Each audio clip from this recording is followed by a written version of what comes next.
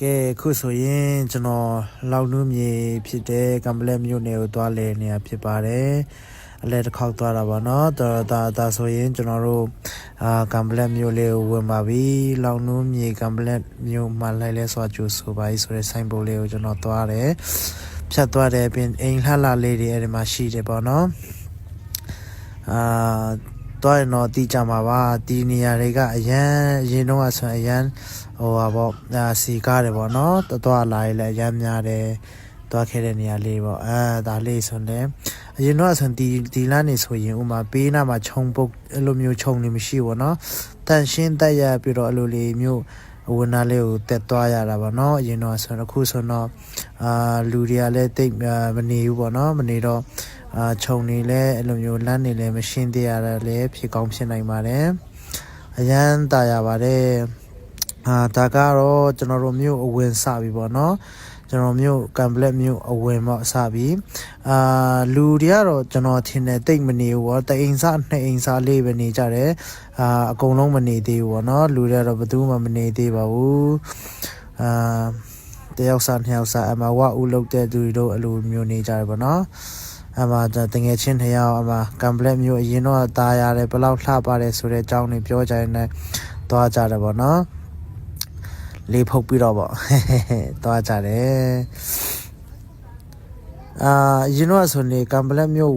ဝင်လိုက်ပြီဆိုတာနဲ့လေဒီအခုတီးရဒီပေါ့နော်ຫນွေရဒီဆိုအရန်စီကားတာ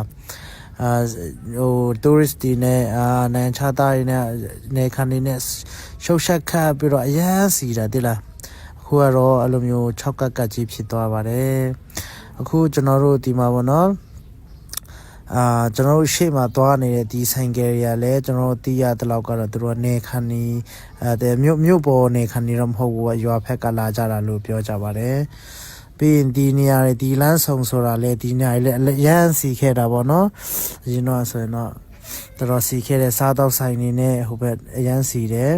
ပြီးရင်ဒီနေရာနဲ့တက်သွားလို့ရှိရင်ဟို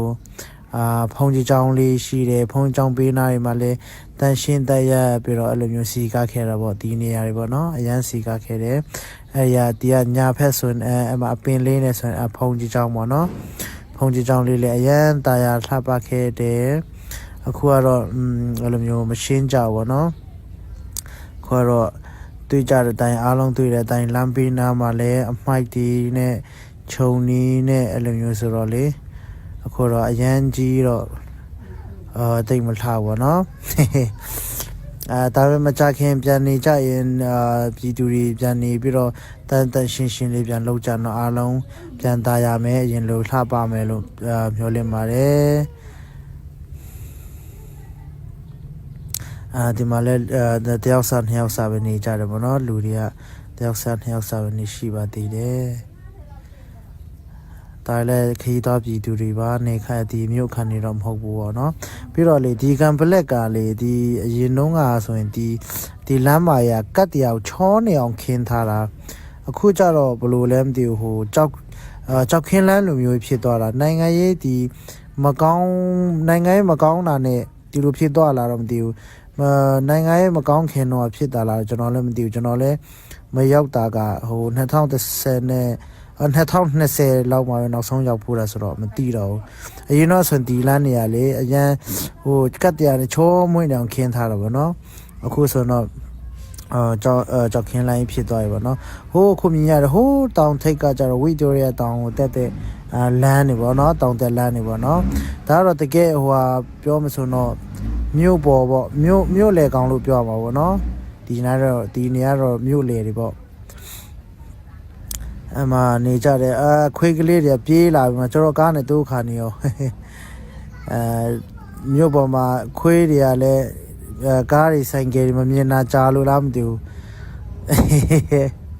ခွေးတွေကလည်းကျွန်တော်ကားတွေကိုဆိုရင်ကျူတိတ်မဆိုင်တော့ဘူး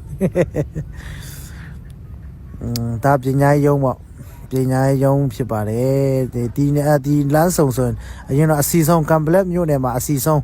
ခီးသွားတဲ့ဒူတိုင်းကအဲ့နာမှာသမင်းဆိုင်နေရှိတယ်ဆေးဆိုင်နေရှိတယ်ဒီမှာပဲရနာကြတယ်ပေါ့နော်ဒီနေရာဆိုအရန်လူပြုတ်တိတ်နေအောင်အရန်များခဲ့တာပေါ့နော်ဒီနေရာဆိုတော့ကံပလက်မှာဆိုဒီနေရာအခုဆိုလူမရှိတော့ဘူးဘယ်သူမှမရှိတော့တာ ရင်တော့ဆိုပြုတ်တိတ်ညက်ပြီးတော့အဲ့လိုမျိုးကမ်ဘလက်မှာဒီအချိန်ဒီရာဒီမှာဆိုအရန်စီခဲ့တာအခုတော့မရှိကြတော့ပါနော်ဈေးရောက်တဲ့လူလည်းမရှိဘူးတအိမ်စနှစ်အိမ်စလေးတော့ရှိတယ်အဲ့လိုပေါ့ဝယ်မဲ့လူတွေရောရှိကြသလားတော့မသိဘူးပေါ့နော်ရင်တော့ဆိုအရန်များခဲ့တာပေါ့ဒီကနေသွားရဆိုရင်ကျွန်တော်တို့အဲ့မှာဟိုပေါ်လုံးကွင်းပေါ့မြို့မှာပေါ်လုံးကွင်းဆိုတာရှိတယ်အဲ့နေရာလေကျွန်တော်ရှိုးပွဲဆိုခဲ့တဲ့နေရာဒီနေရာပေါ့နော်ဒီနေရာဆိုရင်အရင်တော့ကျွန်တော်ရှိုးပွဲဆိုခဲ့တယ်ဆက်စင်ဆောက်တဲ့နေရာအဲ့နာပေါ့နော်ပြီးရင်ဒီဖက်မှာဆိုရင်ဟိုဘယ်လိုပြောမလဲပရိသတ်တီပေါ့အများကြီးဆက်နေအခုဆိုတော့ဟိုစိတ်မကောင်းစွာနေပဲကြောက်ပုံနေရောဟိုအမိုမိုက်တီရောနဲ့မြက်ပင်ရောနဲ့ခြုံနေနဲ့အဲ့လိုပြီးကြညက်ပြီးတော့မလှတော့ဘောနော်အရင်တော့ဆိုဒီနေရာအရန်လှပါစီကားခဲ့တဲ့နေရာလေးတွေပေါ့နော်ဒီနေရာတွေပေါ့အရန်လှခဲ့တာအခုတော့အားလုံးတွေ့ကြတဲ့အတိုင်းပဲစိတ်တော့မကောင်းဒါပေမဲ့ဒီနေ့ပြန်ဆင်ပြေပါစေဆုတောင်းပါတယ်ဆိုတော့ကျွန်တော်တို့ဒီနေ့ကတော့ကမ်ပလက်မျိုးကိုလဲတဲ့ဗီဒီယို vlog လေးရတော့ဒီလောက်ပါပဲအားလုံးနှုတ်ခွန်းဆက်တာပါတယ်ဆိုတော့ sign board လေးပြန်ကြော်လိုက်ပါတော့ပြီးတော့ဒီကမ်ပလက်မျိုးဟိုအကျော်ပေါ့ဒီကနေမြို့ထဲနဲ့ပြန်သွားတော့မြို့အကျော်မှာ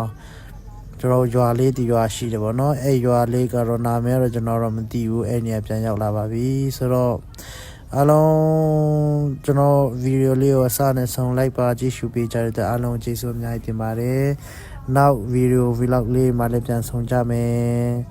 အားလုံးကျေးဇူးတင်ပါတယ် bye bye ဒါတော့ကျွန်တော်တို့အိမ်လေးပါဒါကျွန်တော်တို့အိမ်သားပေါ့နော်ကျွန်တော်တို့အိမ်အစ်စ်မဆောက်ခင်တော့အိမ်သားအဟောင်းလေးပါဒါအဖေနဲ့အမေရဲ့ဝက်ချန်ဒါကဟိုဘယ်လိုပြောမလဲဝက်စာချက်ပြုတ်တဲ့အိမ်လေးပေါ့နော်ဝက်စာချက်တဲ့အိမ်လေးပေါ့ဒါကတော့ကျွန်တော်ရဲ့အိမ်လေးပါဒါကျွန်တော်ရဲ့ဟိုအဖေနဲ့အမေအိမ်မဆောက်ခင်တော့ပါနော်ကျွန်တော်နေခဲ့တဲ့အိမ်ပေါ့နော်ဒါကျွန်တော်နေခဲ့တဲ့အိမ်ဖြစ်ပါတယ်အမတရားလေးပါကောတဲ့ရန်ရင်နာဖို့ကောင်းလိုက်တာပြန်တွေးတာနဲ့ဒီချုံဒါကျွန်တော်အိမ်မှာကျန်နေတော့ပြီးတော့ဒီမှာရေစင်လေးပါတတိယဆရာကောင်းတယ်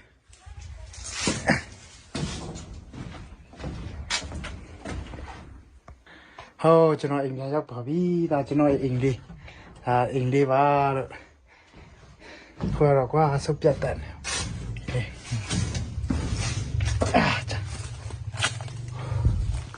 တော့အိမ်ပြန်ရောက်ပါပြီဗျာ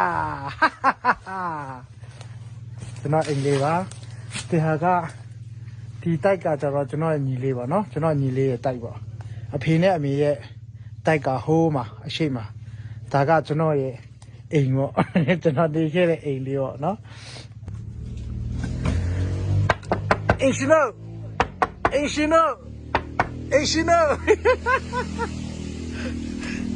တတိယဆရာလေးတွေကွာပန်းပင်လေးတွေအဲ့လိုစိုက်ထားတာပန်းပင်လေးတွေပွတ်တော့မှာနွေရသည်ဆိုပွတ်တော့မှာပန်းပင်လေးတွေဒါငှက်ပြောပြန်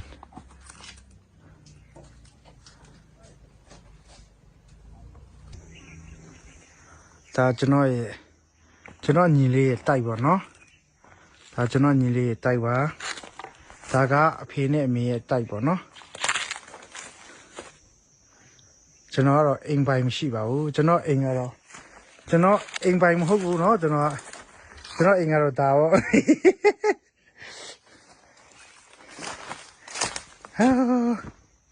တတိယလိုက်တာ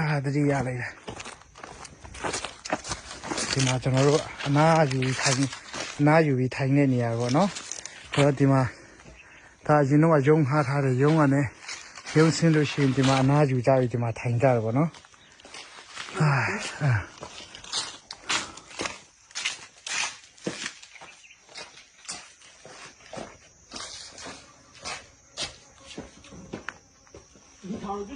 ဲအိမ်လေးတတာဒါနောက်ဆုံးလာတာလည်းဖြစ်နိုင်တော့ဗောနော်ဒါနောက်ဆုံးလာတာလည်းဖြစ်နိုင်တယ်ဒီနေရာလေးကိုလေ အရန်တတိရတယ်အရန်လွမ်းနေတာဗောဒီကျွန်တော်ဒါကျွန်တော်တို့အိမ်ကြီးပါဗျာကျွန်တော်တို့အိမ်ကြီးပါ yeah yes yes yes အဆုံးတော့ပြန်လဲရောက်ရှိနိုင်ခဲ့ပြီဗောရန်တတိရတယ်ဘိုင်ဘိုင်ကျွန်တော်သွားတော့မယ်ဘိုင်ဘိုင်ဘိုင်ဘိုင်အင်္ဂလိပ်ဘိုင်ဘိုင်အင်္ဂလိပ်ဘိုင်ဘိုင်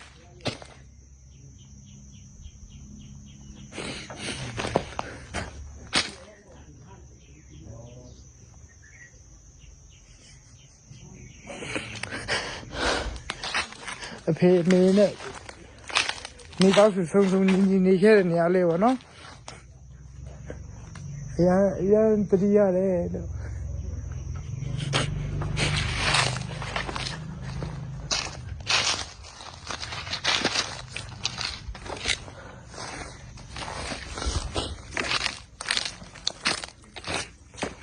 နောက်ဆုံးပြန်ရောက်ချင်မှလည်းပြန်ရောက်တော့မှဆိုတော့လေ